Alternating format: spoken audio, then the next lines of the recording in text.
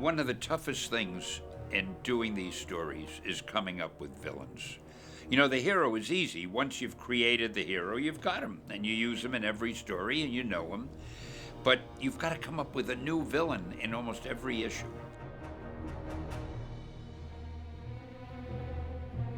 There's a long history in the annals of literature and entertainment of bad guys who are wonderfully attractive in various ways. If you think that Spider-Man is the geek gone good, Octavius is the geek gone bad.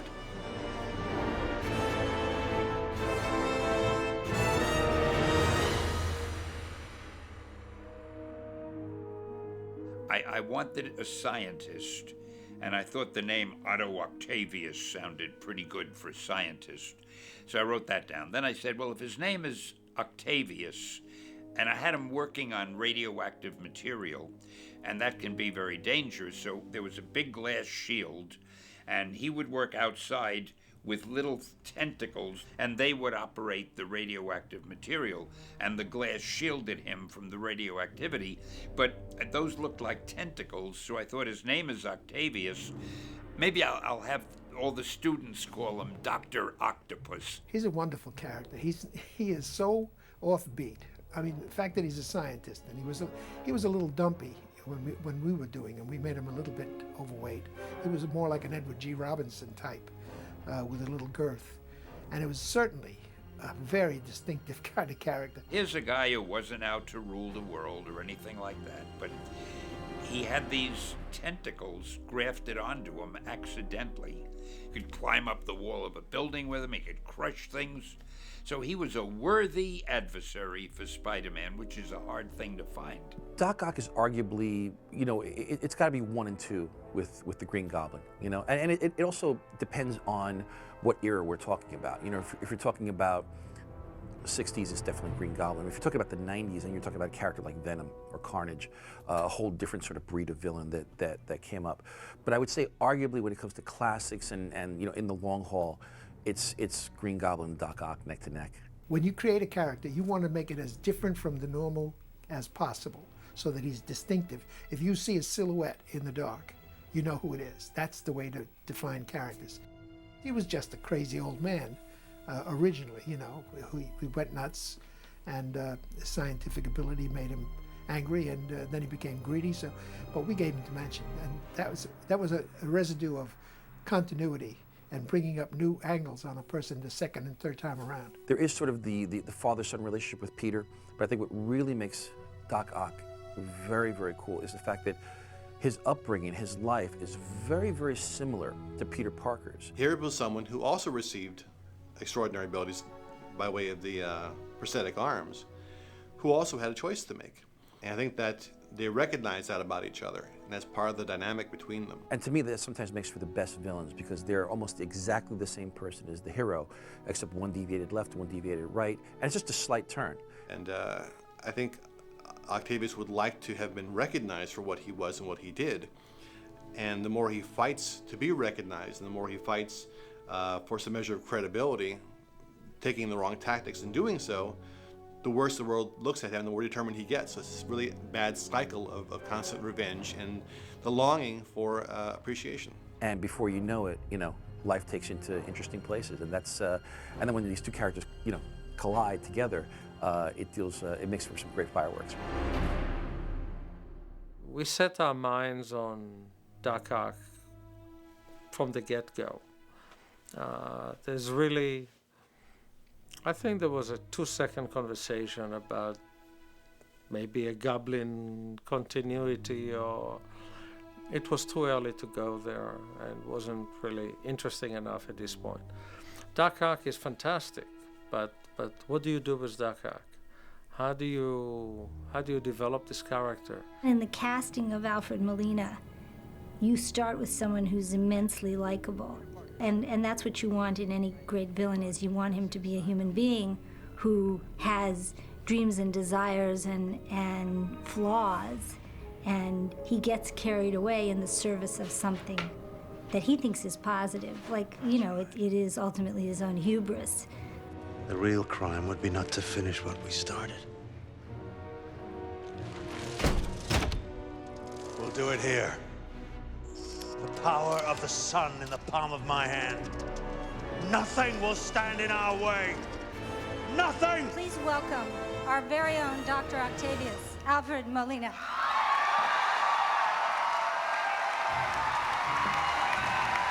My familiarity with the Doc Ock character really wasn't very thorough, because I mean, when I was a kid, I was very fond of comics, and particularly the Marvel comics. I was always a big fan of Marvel comic characters, much more so than the DC characters, because even at that young age, they seemed to me to be much more interesting.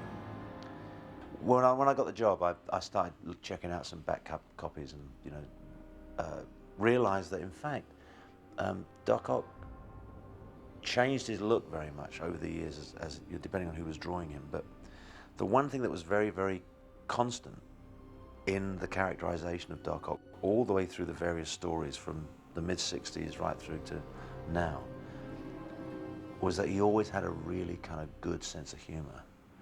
There was always something a bit kind of sharp and intelligent about him. He wasn't just a kind of brutal bad guy. So like, he wasn't just, he kind of had a bit of class to him, I like that. I suppose one anxiety I may have had at the beginning was how much of this was going to be an actor's job and how much of it was going to be essentially just going to be a cog in a much, much bigger machine. But as we started work, I realized, of course, that Sam never loses sight of the human elements in the job. I mean, he's not one of those directors that suddenly gets completely obsessed with the technical stuff and the special effects and the CG and all that stuff, and then completely forgets about the flesh and blood that's in there. Doc Ock, to make him the way we are making him for this movie, is a very complicated process. It's probably one of the more challenging characters. Neil Spisak, the production designer, and John Dykstra, the visual effects designer, and myself kind of worked together on developing the image of Doc Ock. From the beginning, we put one of our production assistants, Aaron Scully, in kind of a harness with normal, I think they're like washer and dryer black tubes coming at him. A guy standing in the middle of a room with dryer hoses coming off of him.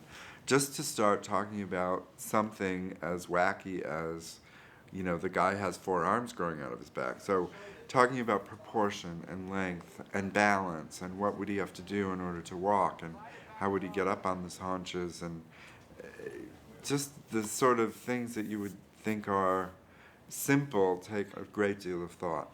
This is a great short length, and they could even be shorter. Of course, and I don't think we have to mock up anything shorter right now, because we know that they're going to eventually, in the story, through CG, fold up, collapse, and become part of his back situation. This one looks small to me, this claw. Yeah, it was just we did this last night and this morning. This one just to get the length. This one looks, maybe it's a little too big, maybe somewhere in the middle as far as the victim of cat. Although I'd love to grab somebody by the head. Yeah.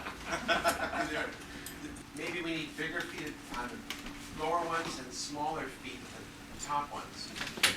But I'm afraid if we have big feet on the top ones, we won't have the dexterous quality we've been talking about. We looked at the first illustration of Doc Ock, and it kind of had a very crude look to it. And we wanted that to be a little bit more sophisticated, and where it would look like it was built for a specific purpose of very fine mechanical instrumentation or movement or something that would be used in a lab, which that first one didn't kind of give off that appeal to. The one person that I need to acknowledge hugely is the illustrator that I work with in London called Paul Catling.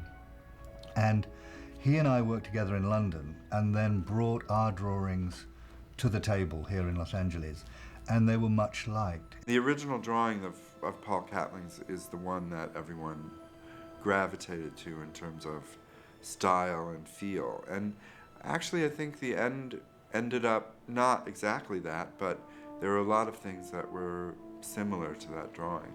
There was a decision right at the beginning that the actor and the director wanted practical puppets to work with, so that when they were intimate, if the tentacle was picking up a cigar and putting it in Doc Ock's mouth and then lighting it with a match, they could do that with puppets in close, with the puppeteers off screen, so that one, the actor had the tentacles to interact with, to perform with, and two, we didn't have to make CG tentacles for every single shot. Plus, it gave the director real things to interact with. The faster snap works for me. Okay. Snap and open, quick. Something like a two-shot of what he said. Ready and action.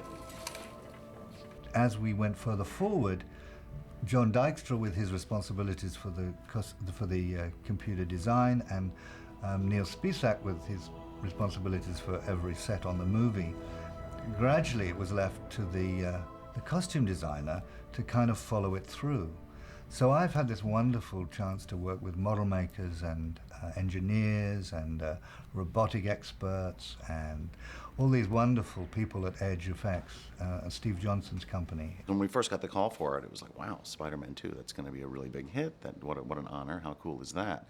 But then the reality of it hit that this is going to be probably the most difficult thing we've ever done, and it probably was. It wasn't like I read the script and thought this stuff is pretty difficult, this is going to be a really, really big challenge, because there was no script. There was no script until months into preparation. So that actually was probably one of the more daunting aspects of it. We literally started building, designing, and basically kind of just guessing what we might need for this character to film this movie. We prototyped everything. We didn't really have a blueprint of the vertebrae of each tentacle should be this size, the tentacle should be this long. We kind of just made it up as we went along and did pass after pass after pass and got approval from the production as we kept going, and we kept doing it that way. There's various stages. There's the corset, which has to be worn basically for protection. Then on top of that goes what we call the girdle, which is what the tentacles are attached to. And that girdle is in two parts. There's the back girdle and the front girdle. We've got the big metal version, we've got a rubberized version. Then we've got other things like there's the big spine, this kind of spine. The tentacles, when all four of them are on, the whole thing weighs about 100 pounds. At the initial phases of design, there were lists of things the tentacles had to be able to do. And it was just a challenge, a huge challenge.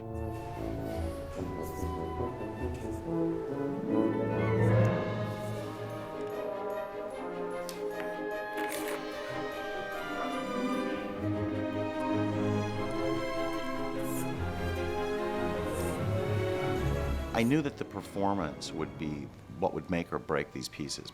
So we hired from the very beginning, even the beginning of the test phases and the design phases, we hired a contingent of puppeteers here at the studio so that we could work out the performance and the attitude and the character of these tentacles, along with how we were going to build them and how the animatronic functions would work. Eric Hayden was the puppeteer, lead puppeteer, and also, very fortunately enough, was the person who was in charge of the shop as all the research and development was taking place. So at Edge Effects, Eric Hayden was there from the initial meeting of how it was going to be put together to actually getting stuff on film and controlling the movement of the puppets, determining the movement, directing the puppeteers, and working with puppeteers in a very strong way. Before tentacles even were made, we had created these foam rubber tentacles that were held up by sticks and manipulated and had wooden claws that opened and closed,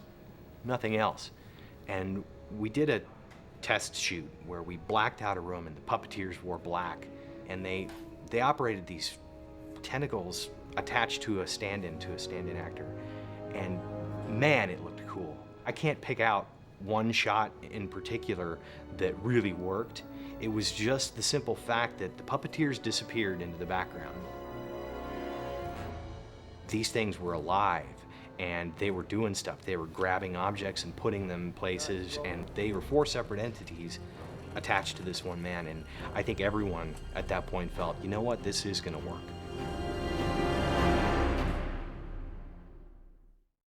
The controlling mechanisms that operate the Death Flower would normally necessitate up to 3 people to operate one claw. Well, we needed to square down our footprint on set so we didn't have 20 million puppeteers on set. And we generated what we call the throne, which is this controlling chair that an operator can ride in, and his feet operate some of the jaw articulation, and his hands can operate, and that means that we get everything pared down into one efficient throne.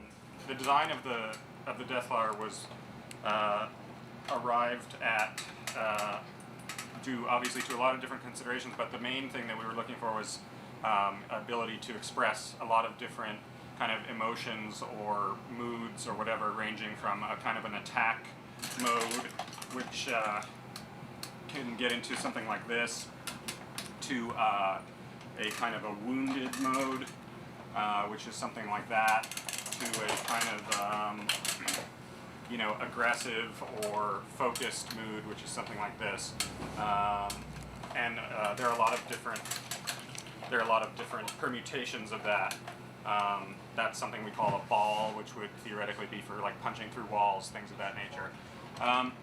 So the design process of the movement of the Death Flower went through a lot of different iterations, but basically once the kind of trilaterally symmetrical concept was agreed on and the segmented leaves of the flowers, of the fingers, I set about basically trying to make to design the joints for sort of maximum movement and expressibility.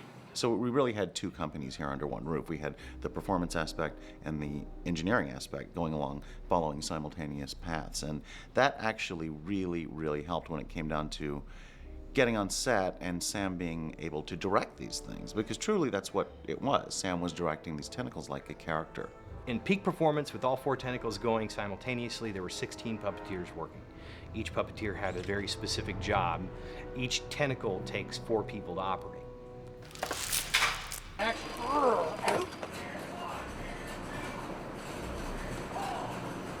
The performance relationship between what our team of puppeteers did in relation to what Alfred did on set, in terms of his movements being led by our movements or our movements being led by his movements, started off in a very slow and careful rehearsal environment of pacing it out. What does it feel like to make this 8-foot-long arm strike from your back and look like it's coordinated from your own muscles? So that it started off almost as a movement exercise, trying to marry the movements of all the people involved in making that tentacle strike. We realized, of course, that this was a crucial and integral part of the characterization. And we had lots of long and detailed rehearsals with the puppetry team.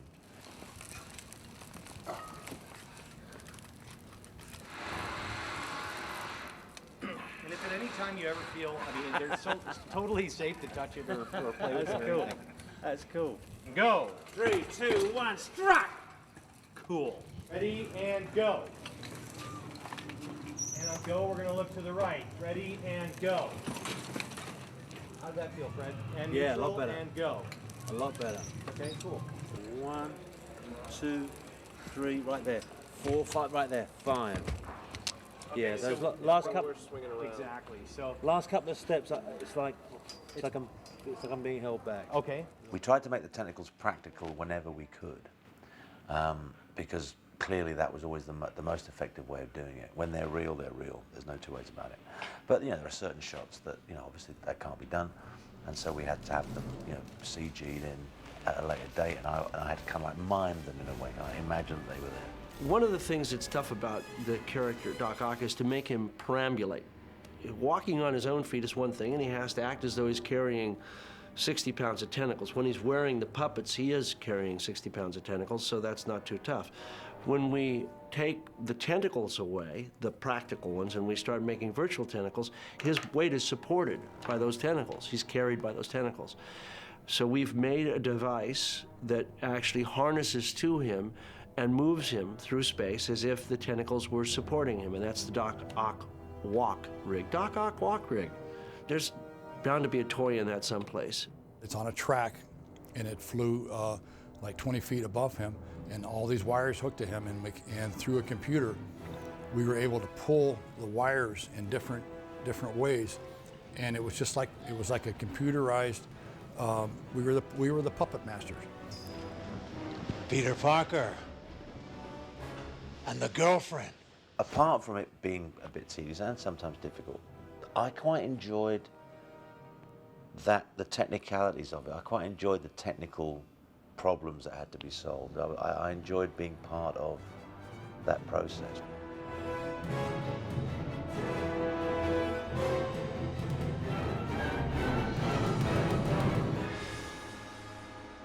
You know, it's a funny thing. Most comic book movies kill off the villains. In the comic books, I rarely, if ever, did that.